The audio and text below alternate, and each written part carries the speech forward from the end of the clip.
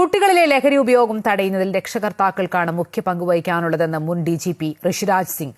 അമൃത യുവധർമ്മധാര ചങ്ങനാശ്ശേരി തുരുത്തി മാതാ അമൃതാനന്ദമയി മഠത്തിൽ സംഘടിപ്പിച്ച അമൃതോദയം 2025 യുവജന ശിബിരത്തിൽ സംസാരിക്കുകയായിരുന്നു അദ്ദേഹം. 2 ദിവസങ്ങളിലായി നടന്ന ശിബിരം വാവ സുരേഷ് ഉദ്ഘാടനം ചെയ്തു. ലഹരി വിപത്തിനെതിരെ യുവജനങ്ങൾക്കും വിദ്യാർത്ഥികൾക്കുമിടയിൽ അവബോധം സൃഷ്ടിക്കുക, പഠന തൊഴിൽ മേഖലകളിൽ ദിശാബോധം നൽകുക എന്നിവയ്ക്കൊപ്പം വ്യക്തിത്വ വികസനവും ലക്ഷ്യമിട്ടാണ് അമൃത യുവധർമ്മധാര ചങ്ങനാശ്ശേരി തുരുത്തി മാതാ അമൃതാനന്ദമയി മഠത്തിൽ അമൃതോദയം 2025 എന്ന പേരിൽ യുവജന ശിബിരം സംഘടിപ്പിച്ചത്.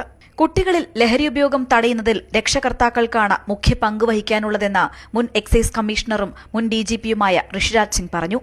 രക്ഷിതാക്കൾ സ്വയം മാതൃകകളായി തീരുന്നതിനൊപ്പം ലഹരി വിപത്തിനെതിരെ കുട്ടികളെ ചെറുപ്പം മുതൽ ബോധവൽക്കരിക്കുകയും വേണമെന്നും അദ്ദേഹം പറഞ്ഞു.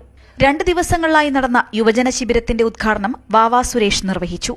ചങ്ങനാശ്ശേരി മാതാ അമൃതാനന്ദമയി മഠം മഠാധിപതി സ്വാമിനി നിഷ്ഠാമൃത പ്രാണ അനുഗ്രഹ പ്രഭാഷണം നടത്തി.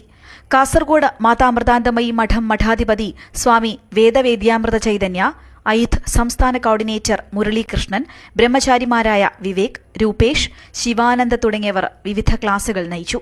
ജില്ലയുടെ വിവിധ ഭാഗങ്ങളിൽ നിന്നായി 30ഓളം പേർ യുവജന ശിബിരത്തിൽ പങ്കെടുത്തു. ഞാൻ കുറെ ക്യാമ്പിന് പോയിട്ടുണ്ട്. എന്നാലും ഇതുപോലത്തെ ഒരു ക്യാമ്പ് ആദ്യമായിട്ടാണ്. ഒരു നല്ലൊരു എക്സ്പീരിയൻസ് ആയിരുന്നു. അമൃത യുവധർമ്മധാര സംസ്ഥാനത്തിന്റെ വിവിധ ഭാഗങ്ങളിൽ യുവജന ശിബിരങ്ങൾ സംഘടിപ്പിച്ചു വരുന്നുണ്ട്. അമൃത ന്യൂസ്, കോട്ടയം.